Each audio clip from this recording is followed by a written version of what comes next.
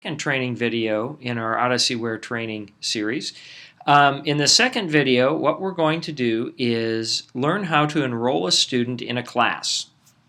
So I'm going to go ahead and log in.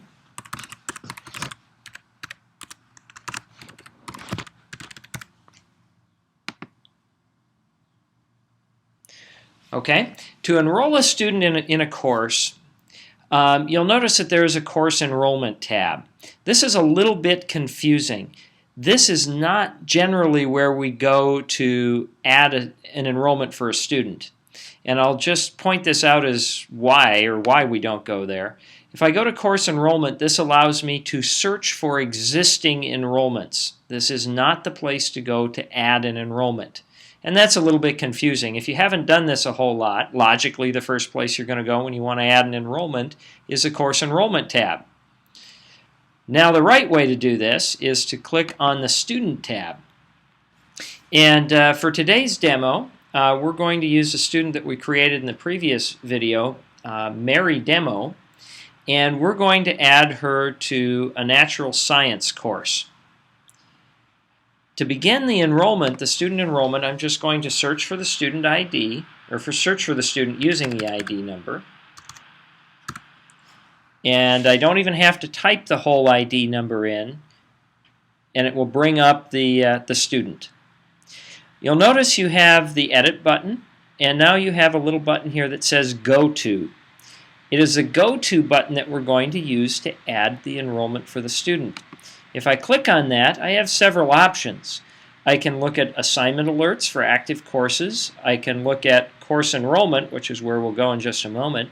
I can drill right into the student's gradebook, or if there are any immediate actions required, it's right here at my fingertips. As you actually start teaching an Odysseyware course, or as a counselor if you need to take a look at a student's progress, this new Go To button right here lets you drill very quickly down into the student information. Okay, we're going to go to course enrollment for this student.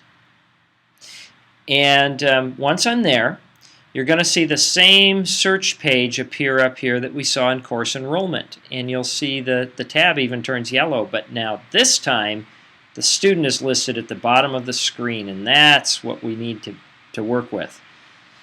Now all the enrollments that a student has will be listed here under the student's name. And you can see here that Mary Demo currently has no enrollments. So we're going to add one. So I click on Add Enrollment. The procedure for adding the enrollment is very simple. You start by selecting the subject, and in this case we are going to select from the CNUSD series of courses, and it will be CNUSD CRX Science.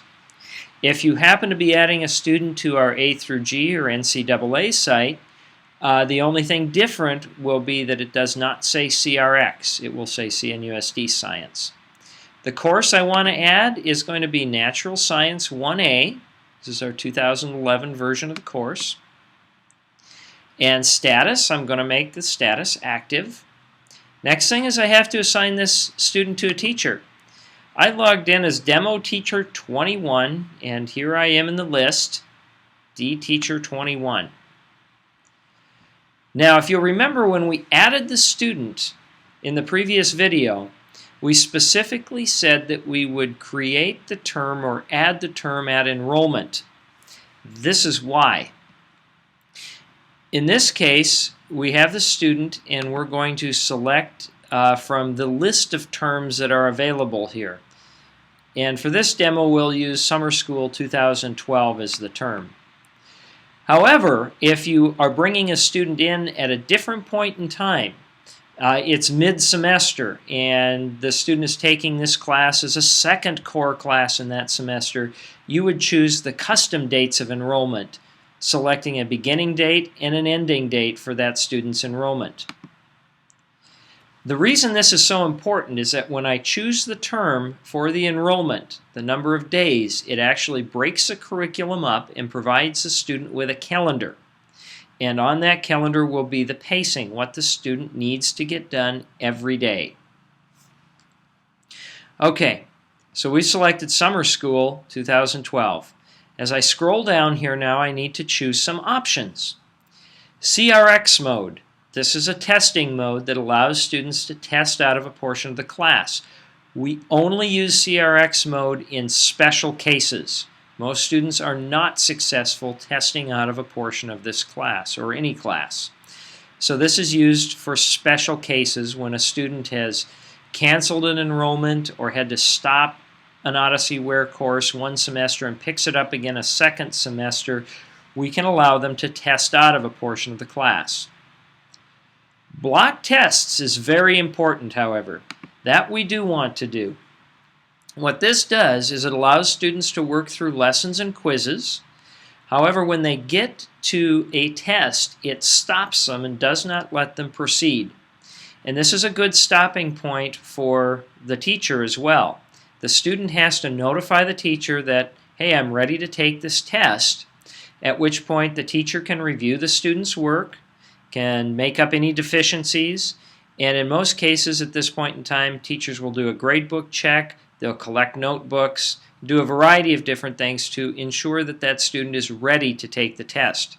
Many teachers also require students to take the test in the classroom in the seat.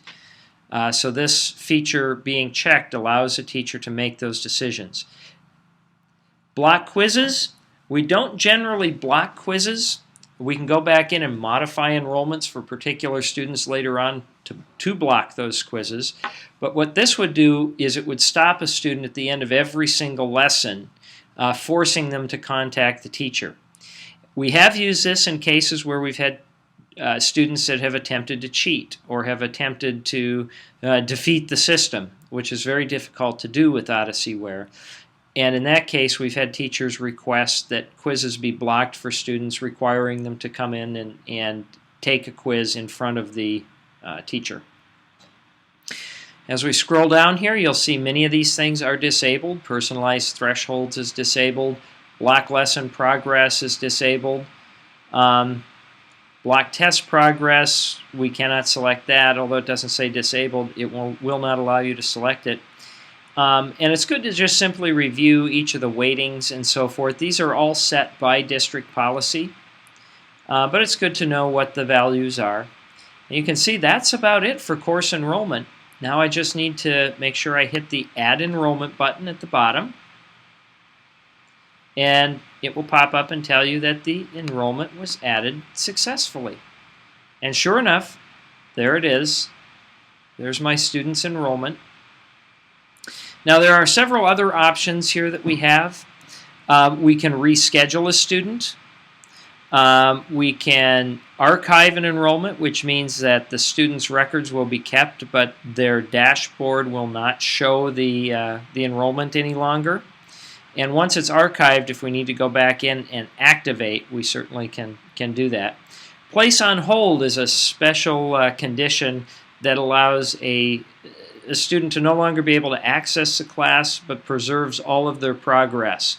And when you take them off hold, then they'll be able to pick the class up right where they left off.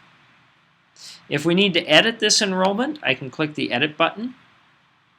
And what the Edit button will allow me to do is transfer the enrollment to another student or to another teacher, or I can put on hold or archive this student's enrollment.